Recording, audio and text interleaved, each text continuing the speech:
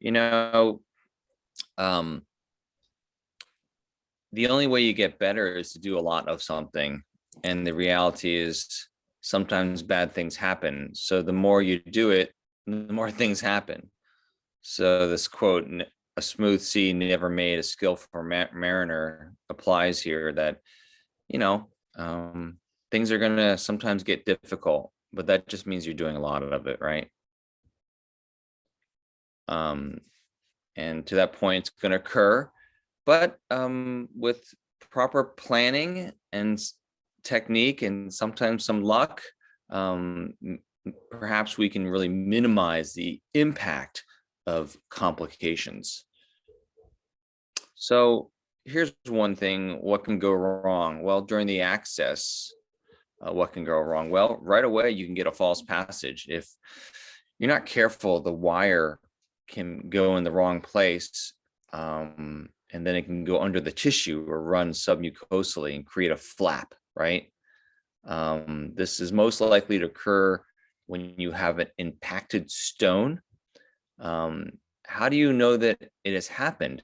Well, you might feel that the wire just doesn't seem right. And this is kind of a recurrent theme I tell everyone. If it doesn't seem right, it's probably because it's not right. And this applies to everything in life, in relationships, in driving the car, anything. If it doesn't seem right, it's probably because it's not right. So follow your intuition. So what do you do if it doesn't seem right? Well, stop, right? First thing to do is stop and take a look. Maybe put a semi-rigid ureteroscope right into the ureter and look to see what's going on. Maybe shoot a retrograde pyelogram.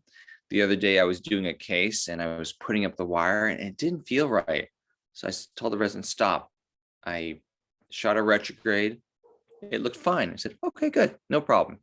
So I think the most important thing is just to follow your intuition.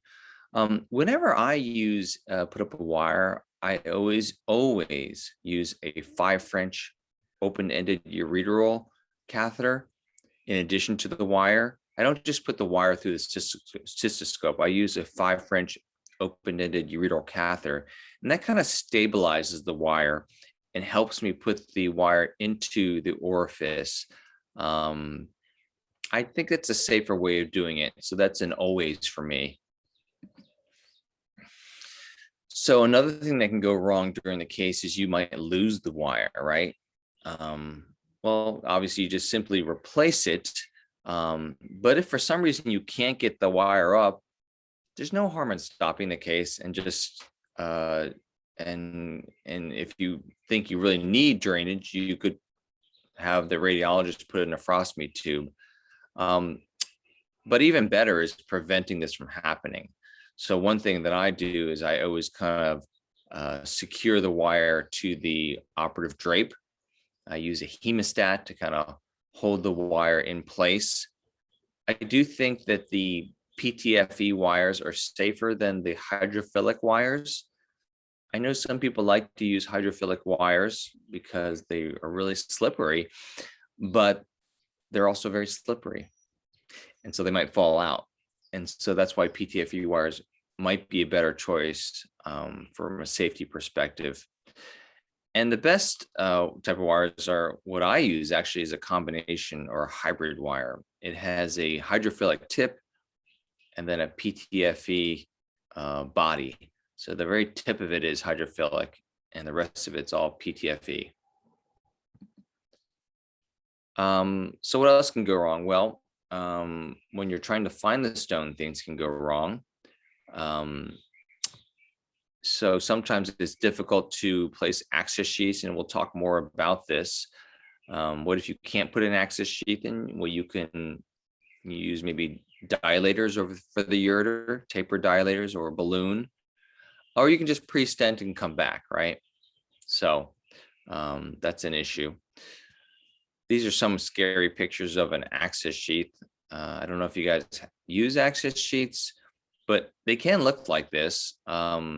That's the bad news. The good news is these things all heal up very quickly, actually. So even if you have that look on the far right there, it typically heals up in a couple of weeks anyway. So it usually looks worse than it really is.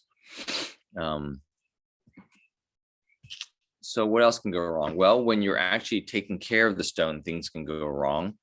You do need to be careful, particularly nowadays, because the lasers we have are more powerful than before, particularly these 100-watt lasers that are now available.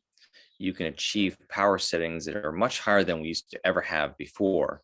And so if you're not careful, you can injure the ureter and create a thermal injury, which then can create a stricture. The other way that thermal injuries occurs is that the laser contacts the mucosa. Again, a little bit of touching here and there is not the end of the world, but you just want to be careful here. If you do a significant amount of lasering on the ureter, you can create a stricture. So you want to see well. You want to make sure that you can see well. And another thing you can do is if you feel like you don't have enough space inside the ureter, and let's say the stone is high up in the proximal ureter, you can push the stone into the kidney, and now you have a lot of space, because it's really difficult to create a thermal injury inside the kidney. And even if you did injure the tissue in the kidney, it would heal up much quicker, or it would heal up quickly with very little consequence. Whereas injuries inside the ureter do place the patient at risk for a stricture. Obviously, if you're worried about any injury, then leave the stent in a little bit longer. So what else can go wrong when treating the stone? Well, sometimes the stone can get lost. You can push it out of the ureter into the retroperitoneum if you're too aggressive, or maybe when you're manipulating it with the basket. And so the reason that this is really a problem is not only, one, have you lost a stone, but if you don't find it, now the stone might be developed into a stricture several or weeks later or months later. It creates what we call stone granuloma. And so these patients, if you can't find it, really need to be followed carefully, because they could develop a stricture, it could be a silent stricture, and then they could lose the kidney. And that would be catastrophic, right? All because you lost a stone. So the important thing is, if you can carefully retrieve a stone, get it. If you can't get the stone, then just remember the stone is out there, and now the patient's at risk for a stricture and potential loss of kidney. The other thing to remember is, if you lose a stone, that the stone is out there and it will always be on the x-ray. So that's something to put in the note, or to tell the patient, look, whenever you get an x-ray, it's going to look like you have a stone when you don't have a stone. So it's important for them to tell all their future doctors. What else can go wrong? Well, when you're removing the stone, this is where really bad things can happen. If you're not careful, you can get a stone trapped inside a basket, right? The stones always look smaller than they really are, and you're trying to pull the stone out and it won't come. So what can you do at that point if the basket is stuck on the stone, or the stone is stuck inside the basket? Well, number one, just try to gently, just kind of back and forth with your hand, just kind of gently move the basket to try to disengage it. Not very forcefully, but just gentle. A lot of little small movements, irrigation. And maybe if you're lucky, try to open and close, moving back and forth. Sometimes a stone will dislodge. But if that doesn't work, and you've tried for, a minute or two, and you feel like, oh gosh, a stone won't go, what can you do? Well, the other thing is, you can cut the basket, which is unfortunate, but it is a very safe thing to do. It will get you out. You cut the basket, and then you pull the scope all the way out, and then push the scope back up, and just go ahead and laser the stone, and now the basket will come out. Another trick you could do, if instead of cutting the basket, is you could try to pass a laser fiber alongside the basket before you cut it. So you're stuck there, right? You put the scope in, you grab the stone, and now the stone is stuck inside the basket. What you can do is then pass a laser alongside the basket and break up the stone with the laser, and then the basket will open up. Sometimes it's not possible because there's just not a lot of room inside the working channel of the scope, but that is something you could consider before cutting the basket. Okay. And lastly, you want to inspect the ureter. What can go wrong at that point? Well, maybe you've created a hole inside the ureter, or you've created the wire has created a flap. Again, all these things they heal fine. They just do. The fortunate thing, the good thing about the ureter is as long as you leave a stent in place, they heal fine. I usually leave a stent in if I have a hole in the ureter for like 2 weeks, maybe 4 weeks if I'm really concerned, but usually 2 weeks is more than enough. And I think the most important thing is at some point after you remove the stent, maybe 6 weeks later, get some imaging just to make sure that things look good, right? Plus, you probably should always image the ureter somehow with an ultrasound or something whenever you do your ureteroscopy, because you want to rule out a silent obstruction from any case that you ever do. Post-operative complications, we talked about strictures. I think the biggest risk factor for someone, if I were to look back on who gets strictures in my series, it's those patients that have an impacted stone. It's not usually the instrumentation. People talk about, oh, maybe it's a balloon or access sheaths. The data doesn't really support those being risk factors. What the biggest risk factor really is if the stone has been stuck there for a long time. That's probably the most common reason strictures form. It leads to ischemia and then subsequently to a stricture after you remove the stone. Hold on a second, let me close the door because my daughter's in the background.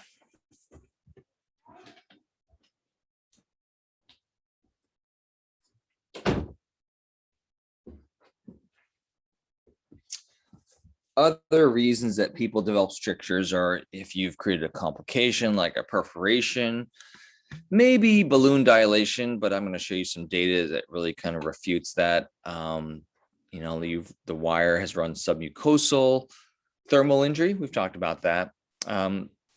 If they have a prior history of radiation, certainly that ups the risk. And that kind of follows this concept of ischemia. Ischemia is why people form strictures, which is why I think an impacted stone is the biggest risk factor. Different things you can do. I want to kind of move on past these slides here. So what if you have a stricture? What can you do? Well, I think let's say you're doing a case and you have a stricture, right? Or after you do surgery, they develop a stricture. My go-to consideration is to go ahead and balloon dilate. You can, there's different sizes of balloons, 10 centimeter long, 4 centimeter, or 10 centimeter. I like the 10 centimeter, I'll be honest with you.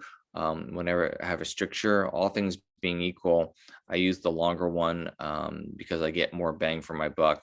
I see little reason in using a short balloon because, what are the steps of using a balloon? You always want to have 2 wires. One wire is the safety, and the other one is for the balloon dilation. X-ray fluoroscopy is important. If you see a waste, that's great. And you just want to make sure, if you do see a waste, you want to make sure that it goes away.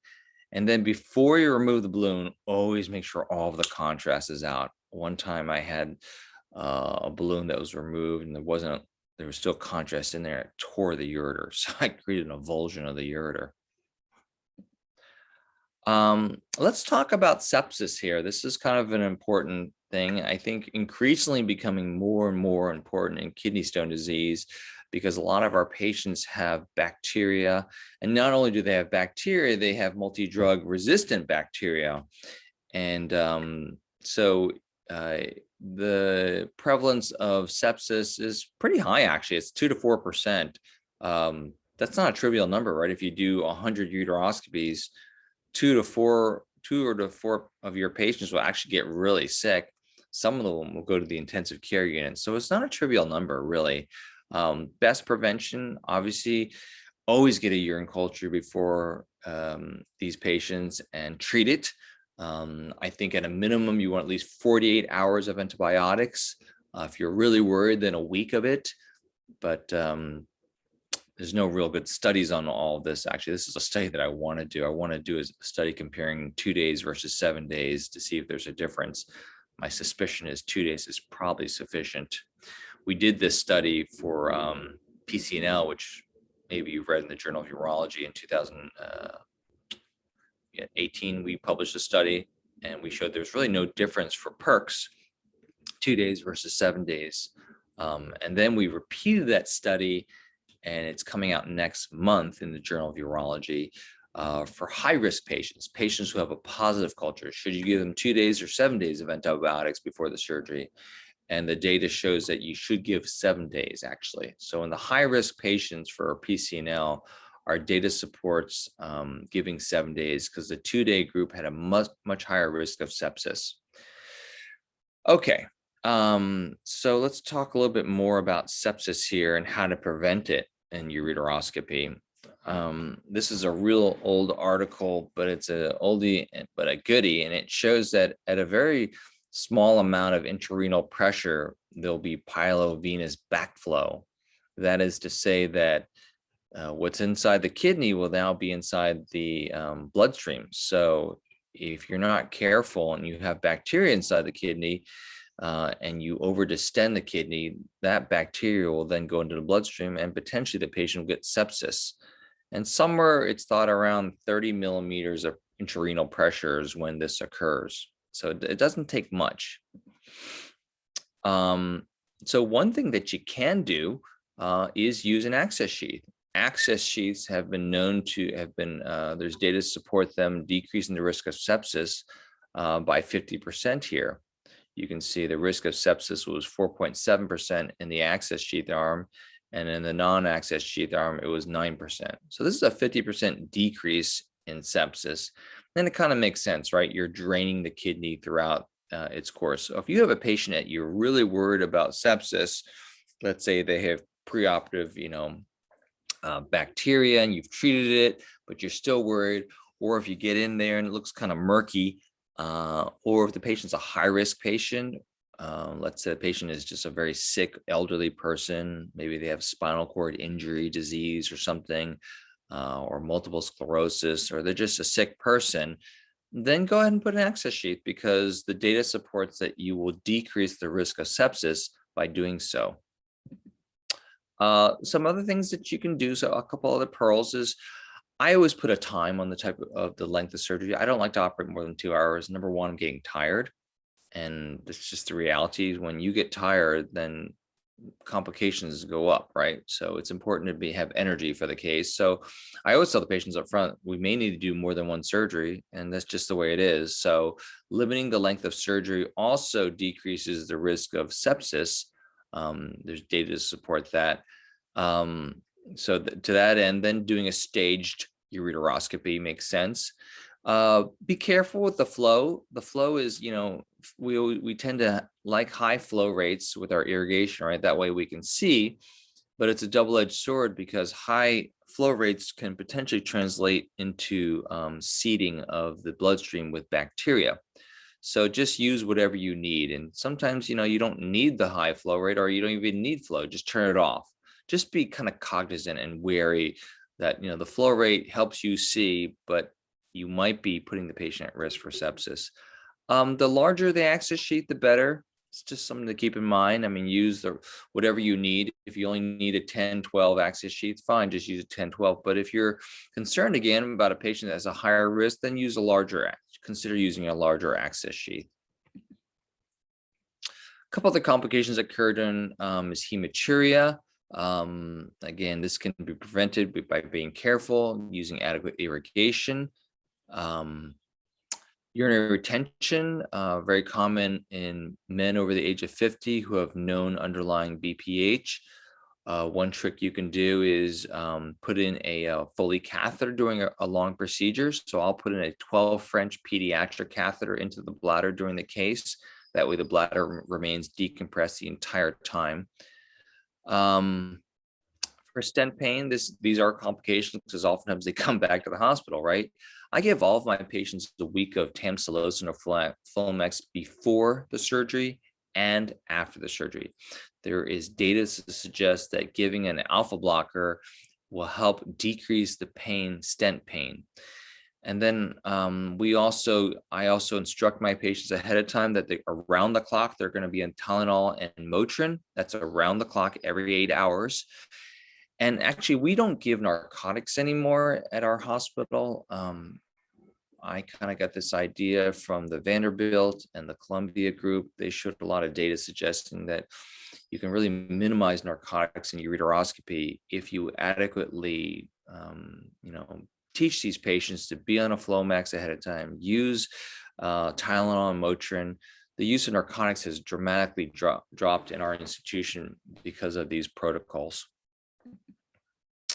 Stent migration, if the stent moves after the surgery and it slips up into the ureter, I like this little alligator tooth grasper. It's made by Cook.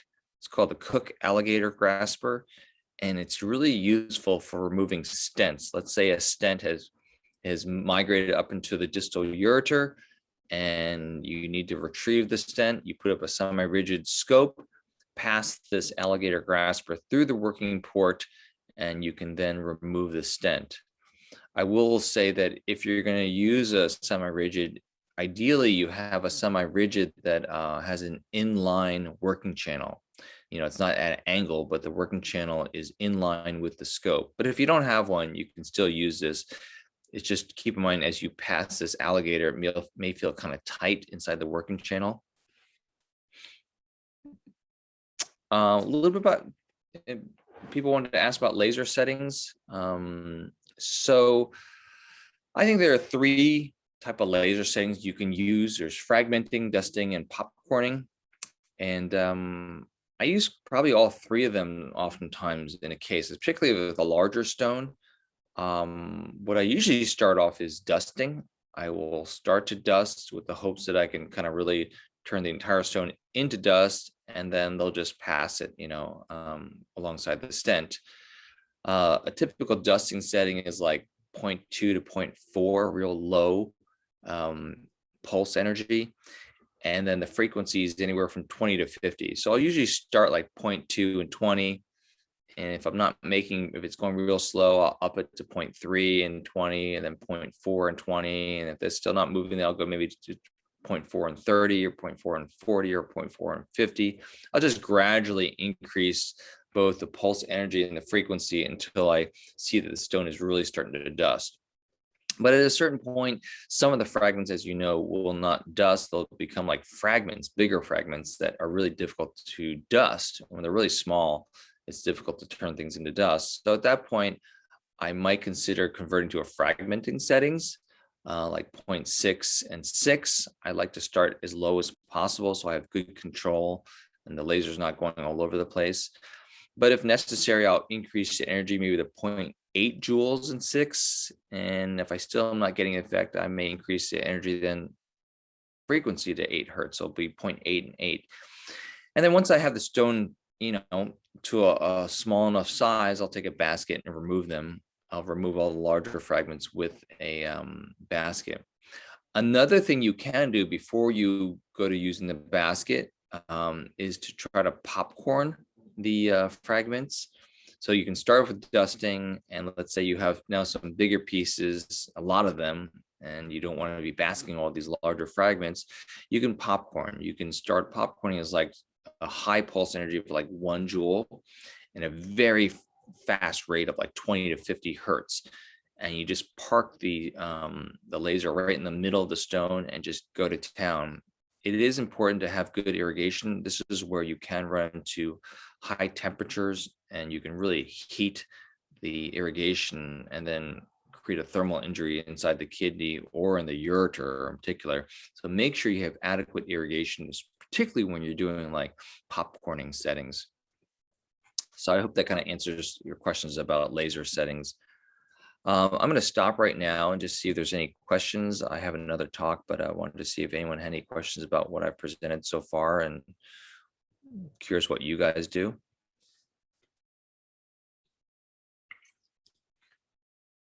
If you want to maybe type questions in the chat, I'm happy to take them that way too. You can chat questions.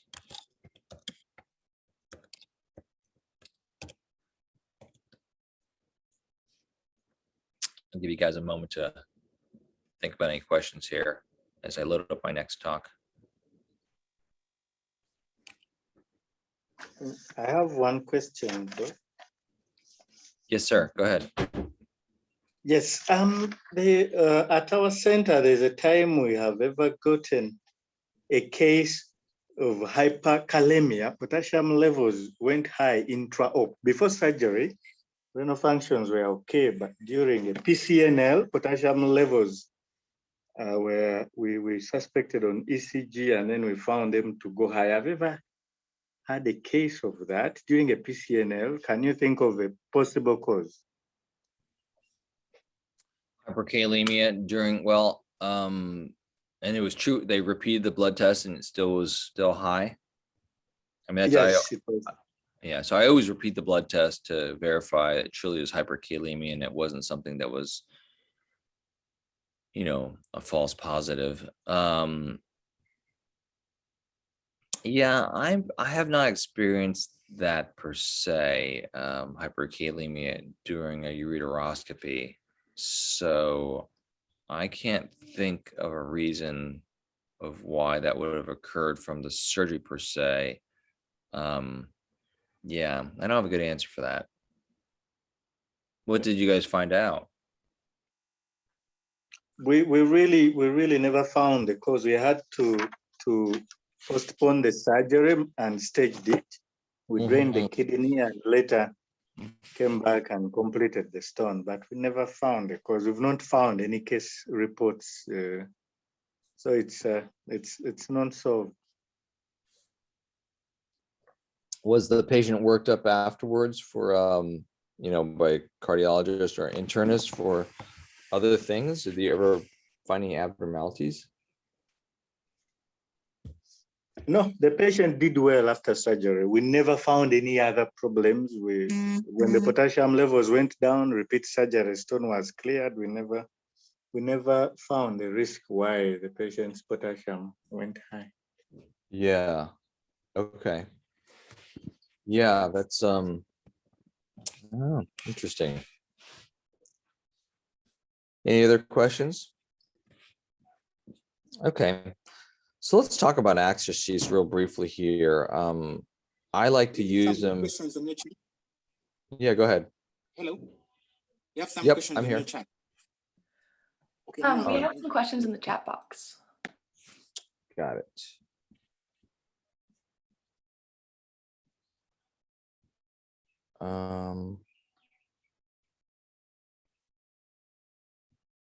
Oh, there it is. Okay, do I place stents after every ureteroscopy? No, I don't. I don't place stent. Usually I do, almost always place stents. However, there are certain situations I don't place stents. In particular, if the patient has a distal ureteral calculus, I usually don't place a stent unless during the case something goes wrong, right? There's a perforation or I put the wire and it runs submucosal. But in general, I don't use stents for distal ureteral calculi, and there's so much data out there to suggest it's really unnecessary. In Uganda, we mostly do open lithotomy. Do you have any experience, or is it totally obsolete? I wouldn't say it's totally obsolete, but it's incredibly rare now for us to do open surgery in the United States. It's very rare. Maybe we will do, obviously for bladder stone, we'll do open cystolithotomy. That's an indication. We just did one the other day. Another indication for laparoscopy would be a large stone in the ureter. So those are some, but even those large stones in the ureter, if you stage these cases with ureteroscopy, you can do them multiple times and usually get them stone free after a couple of cases. And I think if it were me, at least in the United States, and I was the patient, I would rather you do multiple surgeries with ureteroscopy than open me up with laparoscopy. But actually open surgery, it's just almost unheard of at this point, really. We just don't do it anymore because of our endoscopic techniques have really gotten pretty advanced. But that makes me want to come visit you in Uganda and see this.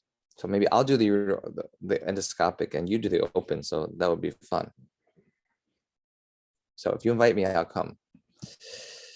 Okay, so let's talk about indications for access sheets. I like to use access sheets a lot, actually. I think they're safe. I find them very useful. I think they really expedite the case. They make it quicker. They make it easier.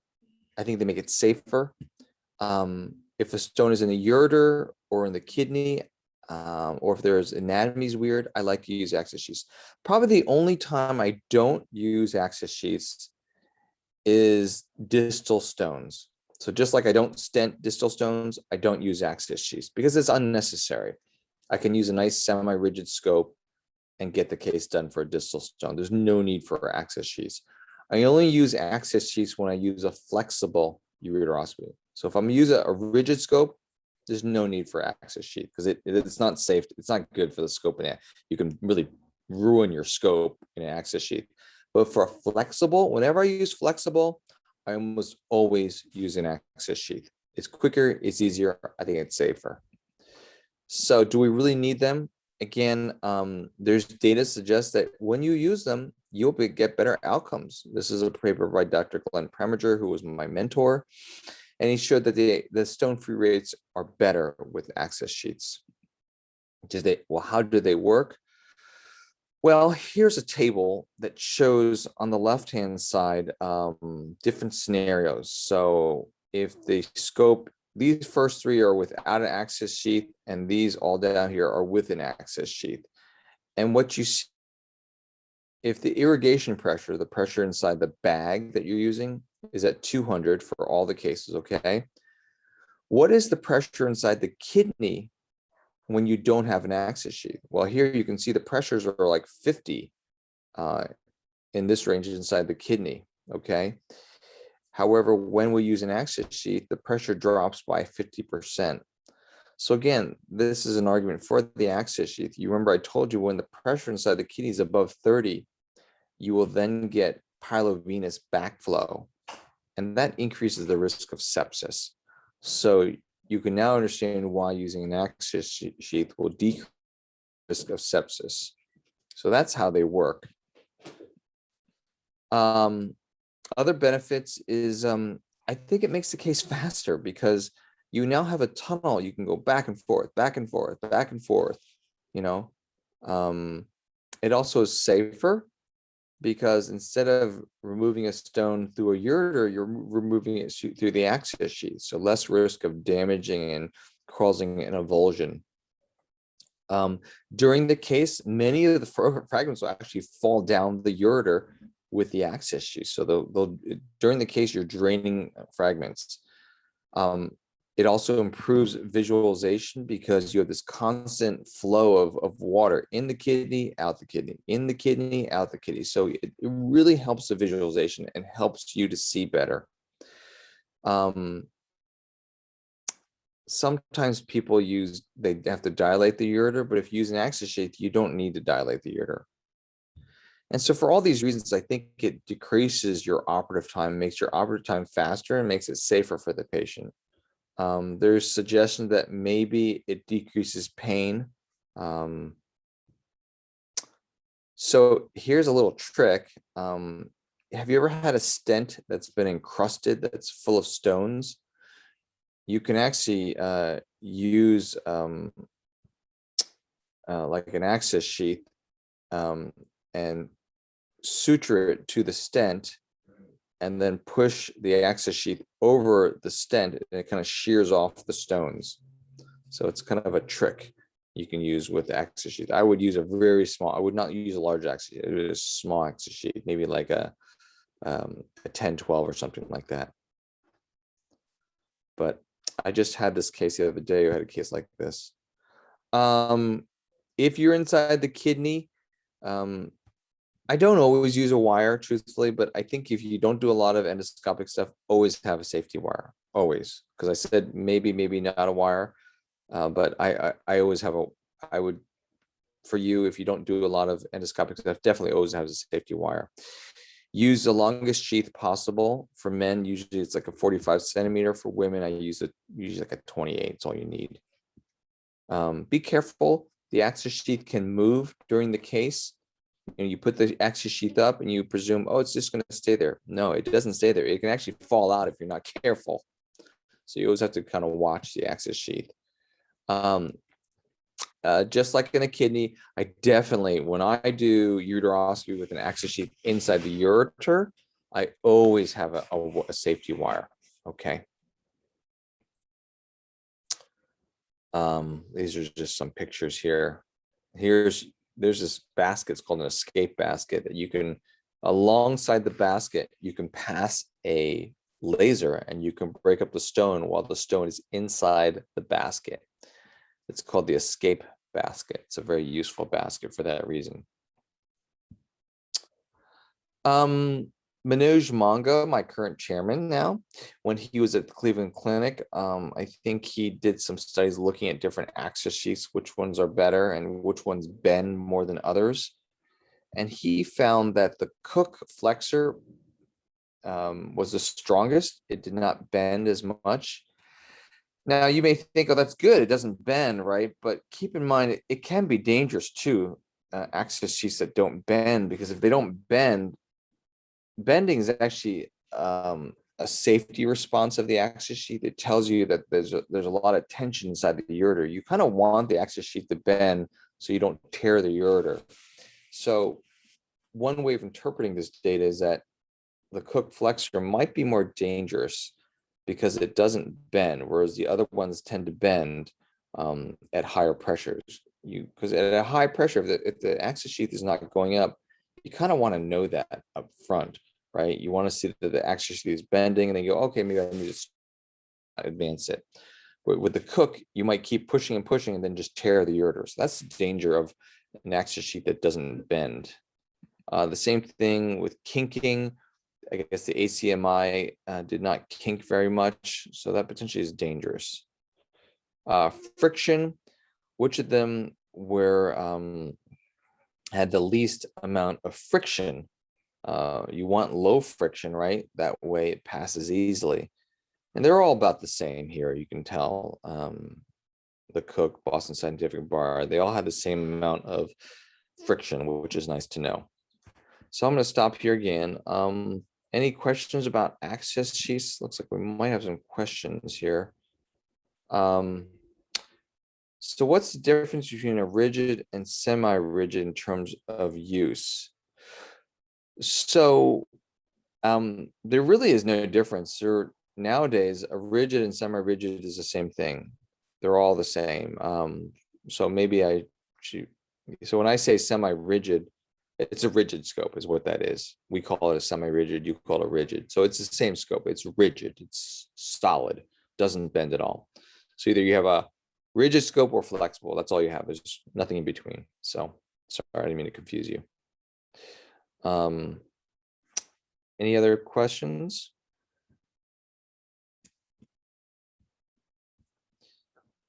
I'm gonna load up another talk here as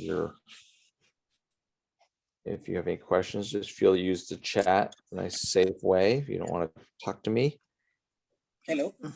Yep. Yeah, it's Job. I am asking about so when you're trying to break the stone, do you only use laser regularly, or you have other methods you use, like other energies that you use, for example, like pneumatic, histotripsa, or? So in my hospital, we only use the laser. I know that some people use pneumatic, which it works. It's great, actually. I used to have a pneumatic, actually, and then they took it away from me. So I was really disappointed, actually, because I liked the pneumatic for the distal stones in a rigid scope. I thought it was really nice. It was quick, like late at night, if someone came into the hospital and I didn't have the laser, I could just use the pneumatics. So I really like the pneumatic in a rigid scope for like a distal stone or something, but then they took it away from me. So now I don't have it anymore. So I do like pneumatic for a distal stones. I think it's very nice. It's cheap, it's easy, and it works really nicely.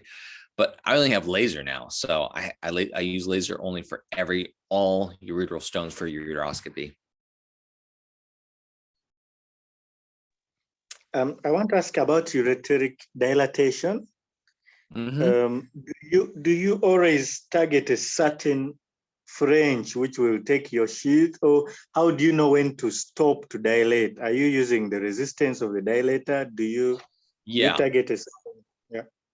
So that's why that study by Manoj Mongo is important. You want, if the dilator starts buckling, that means that the ureter is tight, and don't keep pushing. So that one axis sheath, that Cook one, is really firm. It didn't buckle. That's dangerous. So buckling is a sign that you need to stop. So that's my signal. Buckling means stop, use something smaller, or pre-stent and come back. Okay. I don't, so I just want to say a comment though. I usually don't dilate before I do these cases. Like first, let's say for a rigid scope, I usually don't have to dilate. I just use the scope. The scope I have is a 4.9 French. It's called a needle nose. It's made by Richard Wolf. It's tiny, really small. And I just don't need to dilate for distal stones when I use that scope. It's so small. It's for children, actually. And I use it in adults. It's beautiful. I love it. It's my favorite scope. Now, when I go up higher, and if I use a flexible, sometimes I have to dilate. So there, either I use like a 12 French, 10 or 12 French tapered dilator, or a balloon dilator, which I'm going to show you here. Yeah, 4.9 French, exactly. That's how small it is. It's called a needle. I'll tell you, it's called the needle nose scope, if you can get this scope. I always use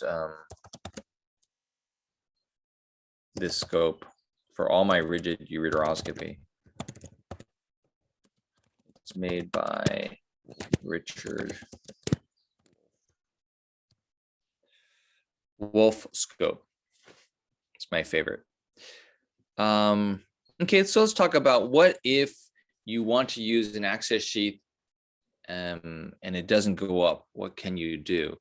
Well, the reason that the access sheath doesn't go up is, the ureter's tight, right? It's only 3 to 4 millimeters in diameter, which translates to 9 to 12 French. Three most tight areas, UPJ over the vessels, and then at the UVJ. The UVJ is the tightest. UVJ can be as small as 2 to 3 millimeters, which translate to 6 to 9 French. So these access sheets we're using are, the one I use is a 12-14. So you can see that it's going to be tight at the UVJ with the 12 French, or 14 French access sheet going through a 9 French UVJ. So what do I do? These are some of the scope tips that it's 4.5. Sorry. I think it's 4.9 actually for some. I think it's a typo. I think it's 4.9. Anyway, point being, the Wolf semi-rigid needle scope is the smallest scope on the market, but the other scopes are small too. Even the flexibles are pretty small nowadays, right? Look at the Olympus 7.9. This Stort's flexible FlexX2, it's an analog scope. This is the smallest flexible scope on the market, 7.5 French. I also love this scope too. I love small. So the Wolf semi-rigid is the smallest rigid. The Stort's flexible FlexX2 is the smallest flexible analog scope. It's not digital. It's just fiber optic, but it's still a beautiful scope, and it's so small. And I love that scope. It's my baby. So in theory, most scopes should go up, right? Like in this picture, but sometimes they don't, and you get this buckling, and I can't seem to get the scope to go up the ureter. So what do I do? In fact, a third of access sheaths also don't go up too. They buckle and they just won't go. Well, the problem is, for ureteroscope, is that the diameter is bigger than the orifice, as I told you, and also the shaft of the scope is bigger than the tip of the scope. So even though like the needle tip is 4.9 at the tip, the shaft of the scope is much larger. And that's why oftentimes you may have trouble getting things up. And also people, they'll report this, the tip of the scope to be, let's say here, they say it's a 8.8 French, but when I put a caliper on it, it's 2.8 millimeters in diameter, which that corresponds to, that's not, hold on one second. I have this backwards. Anyway, so 2.8 millimeters, that's the diameter that I measured here. That corresponds to 8.8. But the manufacturer told me it's a 6.9 French, when in fact, it's much larger than 6.8, it's 8.8, right? So it's not 6.9. So the tip of the scope doesn't always correspond to what the manufacturer is telling us.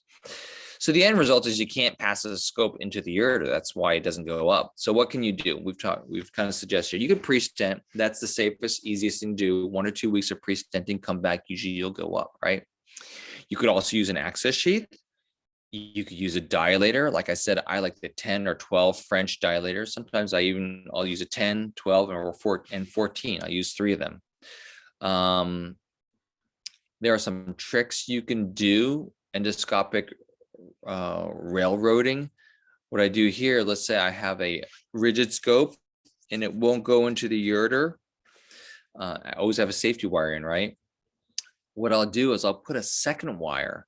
I'll put a wire through the working channel of the rigid scope. And now there'll be 2 wires inside the ureter, and it opens up the ureter. And then the 2 wires look like railroad tracks. That's why we call it railroading. So 1 wire is already in the ureter because you have a safety wire. You put your semi-rigid in, you can't get in. Then what I do is I take a wire and I pass it through the rigid scope.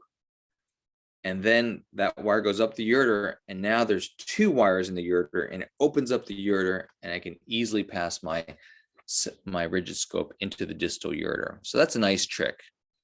And then there's balloon dilation. I want to talk a little bit about balloon dilation. It gets a lot of bad press. People have a lot about safety of balloon dilation. Balloon dilation is the best. I love balloon dilating, and I talk about it a lot. I think it works, number one, and it's safe. Okay, I'm going to show you here. So this is a balloon I put over the wire. I always do it under X-ray. Okay, you can see the balloon goes from here to here, and then I dilate, and the waist that's here. So we can't see it. We cannot see it. Oh. Please share your screen.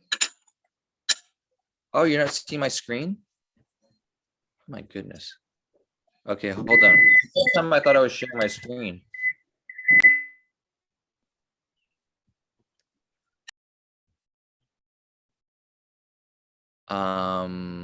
Do you see it now? Yes.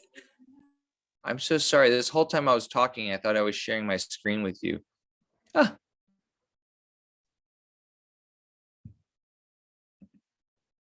Okay, so balloon dilation.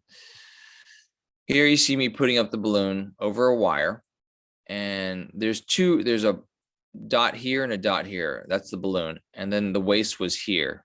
So let's repeat it again. You'll see so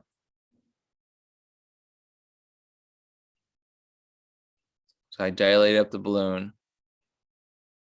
and then the waist disappears. And then I can easily push my access sheath all the way up. It goes up like butter at that point. So balloons are great.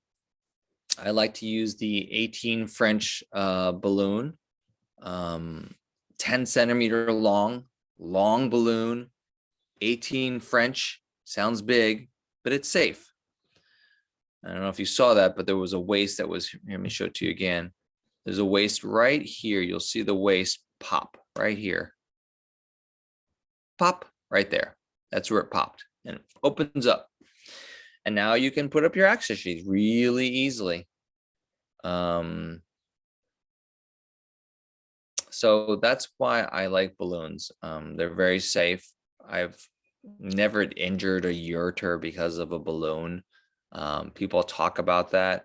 I mean, there might be there might be some thinning of the ureter. And if there is, I just leave the stent in for like 2 weeks. Normally I only leave a stent for like a week. But if there's some concern, I'll leave it for 2 weeks. If it's a really big hole, I leave it for 4 weeks. It always heals up. It always heals up. It's not a problem. One time though, someone gave me a balloon and it wasn't 18 French, it was 30 French. And they didn't tell me. And then I opened up the ureter and I avulsed the ureter. And after I opened up the balloon, I said, Mike, what size balloon did you give me?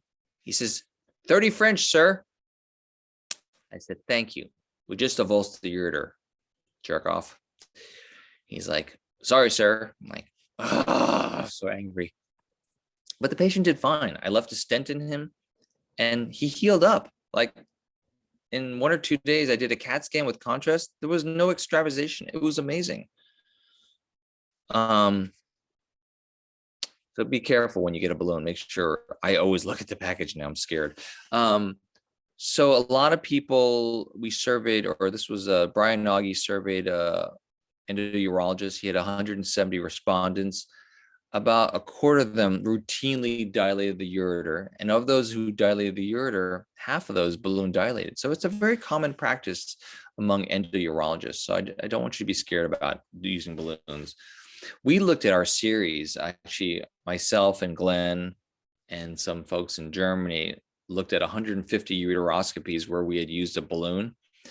And we looked at our outcomes. About half of the time, it was because the access sheath wouldn't go up, so we used a balloon. A quarter of the time is because people could not pass a ureteroscope. And then there's some other miscellaneous reasons for using the balloon. And the success rate of using a balloon was very high, almost 100%. Stone-free rates were pretty reasonable. So my point is balloons are safe and they work. Pre-stenting also works if you want. You can pre-stent the patient. The literature does suggest it improves stone-free rates, decreases operative time, decreases retreatment rates, and it's safe. However, if you pre-stent someone, they have to come back. So you don't get the case done. What's the cost of pre-stenting someone too? And what if you were the patient walking around with a stent for 2 weeks or 4 weeks? Would you want a stent in when you know that when you could have been done in one surgery? Why have 2 surgeries when you just do 1 surgery? That's kind of my argument. I don't understand pre-stenting when there are other solutions to it. So, I mean, there's some rare cases I pre-stented. Everything doesn't work, I will pre-stent, but usually the balloon works. So if a balloon works, just use it. I mean, how many of you here in the audience would want a stent for the next 1 to 2 weeks? I'll fly over right now and put a stent in you. Would you want that? Of course not. No one would want a stent. And yet we kind of routinely think, oh, I'll just stent you. Well, that's nice. I mean, you're not the patient. How about the patient, right? So I don't really understand the logic of pre-stenting when we have alternatives. This is my friend. I stented him. He said he felt like he was peeing out razor blades when he had the stent. I'm just saying, you know what I mean? So balloon dilation, it works and it is safe. This is the safety profile. The balloon, it radially dilates. I think it's safer than a tapered sheath personally. The forces are perpendicular to the ureter. They're not transaxial. They're not shearing. Less mucosal damage with the balloon. So there's a lot of safety built into the balloon. When we looked at our 150 cases using balloons, there was a 5% intraoperative complication rate, but the complications are pretty small. I mean, mucosal tearing, okay, 4 of them, that's a very small tear. Perforation, not a major perforation. 1 case, we lost access. That's not due to the balloon. So 5% complication rate with very small, the complications were pretty minor. How about long-term follow-up? We followed a lot of these patients up for median average, like a year. All of them had imaging at 3 months. And how many of them had strictures? There was a 7% complication rate post-operatively. Only 4 of those complications were due to the balloon. And of those 4 complications, one of them was a stricture. So there was a stricture in these 150 cases. The stricture rate that was 0.6%. And like I told you, I personally don't believe, I think the reason that people form strictures is because the stone is impacted. It's been there for a long time and it's killed the tissue. That's why you have scar tissue formation. Ischemia leads to strictures. I don't think instrumentation, balloons, access sheaths, I just don't believe it. That's not why people form strictures. And again, here, look at the data, 0.6%. In fact, I did a literature search here looking at other series. This series in 2006 had 50 balloon dilations, no strictures. This one had 120 balloons, no strictures. This one had 131, no strictures, Ralph Klayman. So if we add up all these 500 cases, there's one stricture in 500 cases. That's a stricture rate of 0.2%. I mean, show me the data that balloons are dangerous. I just don't believe it. There's no data to support it. So balloons work and they're safe. Questions?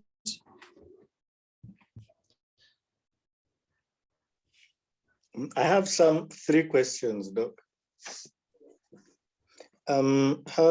How do you how do you maneuver the semi-rigid scope up the ureter before? Okay, have you ever had to put it without a guide wire and you go straight ureter, trigon, and you go in? Are there any tricks? It usually has a small view and it's hard to find the orifice. So your question is, do you have any tricks for placing a semi-rigid scope into the ureter if you can't see things? Yeah, usually I would first do a cystoscopy and a guide wire. But if you want to go straight, no guide wire before you want to see to enter the U, like you said, you sometimes don't use guide wires. Oh, when I don't ever scope without a guide wire. I always put up a guide wire. What I meant was if I'm way up in the kidney, I don't always use a guide wire. I'm already up there. But to answer your question, I do have a image here. Let me see if I can find it. I would sometimes probably just, if I can't get the rigid scope into the ureter, then I would just put a wire through my rigid scope and then follow the wire, follow the scope over the wire into the into the ureter. Does that make sense? Yep. Yes, it does. Yeah. So that's one trick. I wanted to show you something here.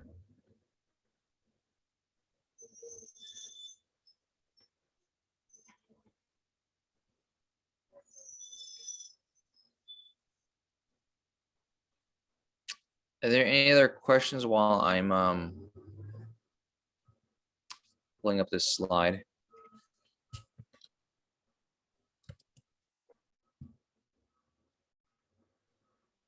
Sorry, our garbage is coming around now. Let's see. I have a question. Yes, sir. Hello. Yes. Yeah. If you are to dilate, do you dilate on how far up the ureter do you dilate? Do you just do the UV junction, or do you dilate even much higher? That's one question. The second question is, you talked about having 2 guide wires up the ureter as to help straighten it out. Would you have both of them outside the ureteroscope, or would you have one within the working channel of the ureteroscope? Thank you. So yeah, I always have one wire if I'm here. Let me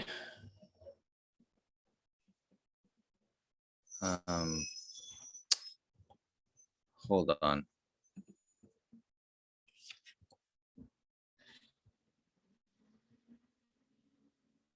This garbage man is here. Hold on. Garbage truck is so loud. Give me 1 sec. I want to show you a picture here.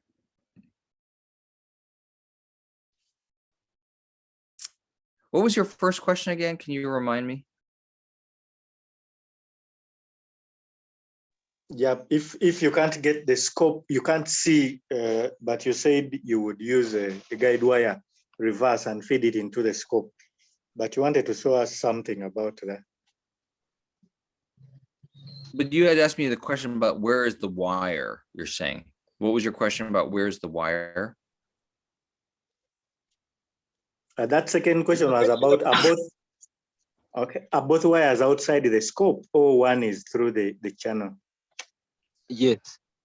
Yes, so one wire, okay, so it depends. If we're talking about inside the kidney, then, and I have an access sheath, one wire is outside the access sheath. That is my only wire. If I'm in the ureter, and I am using, yeah, I see what you're saying. I kind of confused you actually. I don't mean, so, okay, let me take a step back. If I'm in the kidney, if I do a kidney case, kidney stone case, I put up one wire, I put up the access sheath over the wire, and then I have no wire. I just use the access sheath only. However, if I want to be really safe, I will put up one wire, put up a second wire. Now I have two wires inside the ureter, and over, and then remove that wire. Now I just have one wire outside of the access sheath. Does that make sense? That's what I meant by two wires. When I use two wires, I start off with two wires, but before I do put my scope in, I get rid of the second wire. So the second wire is now sitting outside of the access sheath, and it just stays there, and it's my safety wire. If the stone is inside the ureter, I always use two wires. So in that case, let's say a stone is inside the ureter, I will put up two wires first before I do anything. Then I will put up the access sheath over one of the wires up to the stone, and then I will remove the wire and the obturator from the access sheath. And now I just have one wire sitting outside of the access sheath. I would then put the ureteroscope through the access sheath and remove this, take care of the stone. So I hope that makes sense. That's what I meant by two wires, is I start off with two wires, but before I do put the scope in, I get rid of one of the wires. Hopefully that makes sense. I was hoping to show you a picture here, but I'm struggling to find one actually. Yeah, thank you very much. My second question was about how high do you dilate? Do you only, how high up the ureter do you dilate with the balloon dilator? So kind of like in my picture that I was showing you here, I'll show it again. I don't dilate any higher than here. You see the picture? Can you guys see the video? Yes, we are seeing it. I don't dilate any higher than this, what you're seeing. No higher than the iliacs, basically. That's as high as I go. So I kind of go slightly above the iliacs, because that's where the second tight spot, you know, the UVJ and the iliacs are the two tight spots. So I dilate up there, and then I pull it down and I dilate the UVJ also. But I don't dilate the proximal ureter. I feel like the proximal ureter is a little dangerous. The proximal ureter is much thinner and more delicate, so I don't like to dilate that.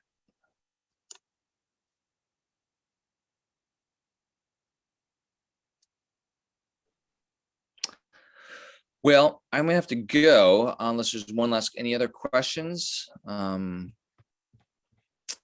You can always get a hold of me. I have a